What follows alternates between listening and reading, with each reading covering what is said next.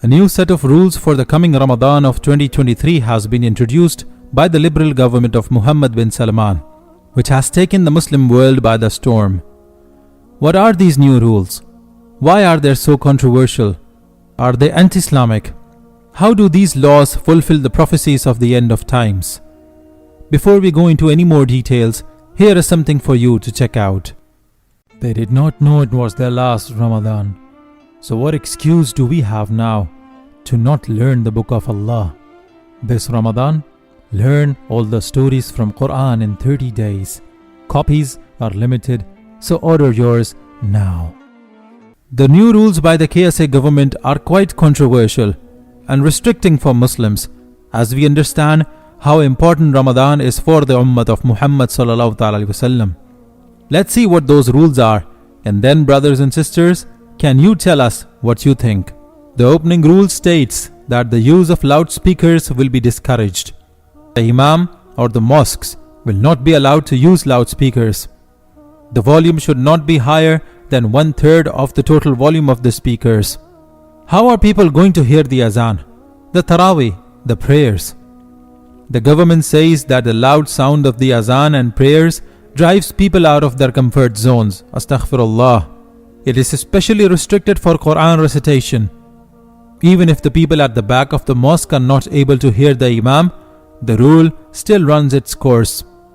The next rule starts by declaring that the Tarawih cannot be broadcasted on any media channel. Not only the Tarawih, but the accreditation of the Imam and prayers is also banned.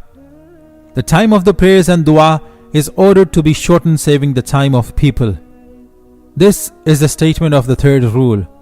Brothers and sisters, the beauty of the Ramadan is in long du'as and prayers. We Muslims find solace and peace in the month of Ramadan, thanks to the du'as and prayers. Saudi Arabia, the heart and center of the Muslims, is banning that too. The violent protest from the Muslims against these rules is completely justified, don't you think? The fourth rule proclaims that anyone who is looking forward to sitting in i'tikaf in the last 10 days should first reveal their ID. This rule goes right against the rules of Islam. The government will be monitoring and collecting the data of the worshippers. What will happen then? They will feel discouraged to sit in i'tikaf and sit in the masjid for ibadat. Prophet ﷺ used to observe i'tikaf during the last 10 days of Ramadan until he passed away. Then his wives observed i'tikaf after him. Another interesting but depressing fact is that this rule was used as a tactic in Tunisia for distancing Muslims from their religion. The fifth rule puts a ban on collecting funds from donations.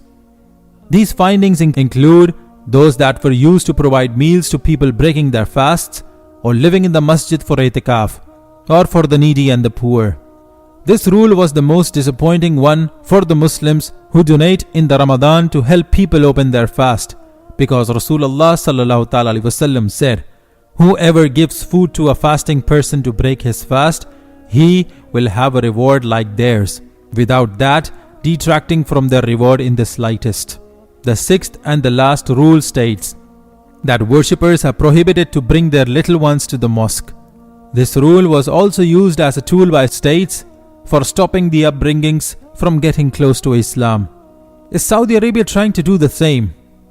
What is the logic behind prohibiting the children from coming to the masjid and connecting with Islam?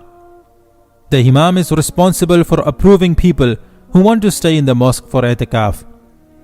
No financial donations should be collected for projects to feed people who are fasting. If food is provided for people who are fasting, the government has imposed strict rules and regulations for that. The place should be cleaned and the food can only be distributed at designated places only. No temporary rooms or tents should be set up for iftar as per the new rules. We are not sure what the government is trying to do with all these anti-Islamic laws, but according to a hadith by the Prophet Muhammad sallallahu alaihi wasallam, there will come a time when the people will have to escape from their homes because of the anti-Islamic laws. A Sahih Bukhari hadith states that there will come a time when the best property of a Muslim will be sheep, which he will take to the tops of mountains and the places of rainfall, so as to flee with his religion from the afflictions. People are giving mixed response to these rules. The liberals are supporting the reasons behind these rules. They believe that non-Islamization will educate and enlighten their society, while others believe that this is just the government's smart way of removing Islam from the lives of the residents of Saudi Arabia. So what should the Muslims do in such a situation? Allah says in the Quran, "O you who have believed, obey Allah and obey the Messenger and those in authority amongst you. And if you disagree over anything, refer it to Allah and the Messenger. If you should believe in Allah and the last day, that is the best way and best result." At the same time, when it comes to anti-Islamic laws and regulations, Muslims have been told to disapprove and protest to their maximum capacity. Hazrat Muhammad sallallahu ta'ala alaihi wasallam said, "Whoever sees an evil, let him change it with his hand. And if he is not able to do so, then with his tongue. And if he is not able to do so, then with his heart, and that is the weakest of faith." They did not know it was their last Ramadan. So what excuse do we have now to not learn the book of Allah? This Ramadan, learn all the stories from Quran in 30 days. Copies are limited, so order yours now.